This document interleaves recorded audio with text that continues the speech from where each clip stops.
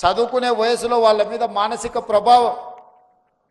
మేం దళితులం కాబట్టే ఊరికి బయట దూరంగా ఉంచుతున్నారని, గ్రామాలు అభివృద్ధి చెందినా కొద్దిగా ప్రభుత్వాలు మళ్ళీ దళిత కాలనీ అందే చెప్పి ఊరు బయట తీసుకెళ్ళి నిర్మించడం ద్వారా ప్రజలలో మమేకమైపోయి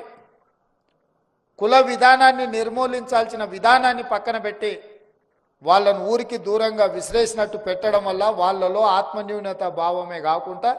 ఎక్కడో ఒక దగ్గర అభద్రతా భావం కూడా నెలకొంటున్నది. అందుకే ఈరోజు మా ప్రభుత్వం స్పష్టంగా నేను మా అధికారులకు ఆదేశాలు ఇచ్చిన,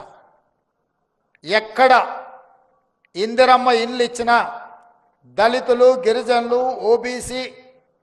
ఉన్నత కులాలకు కూడా ఒకరింటి పక్కన ఒకరు ఇల్లు కేటాయిస్తే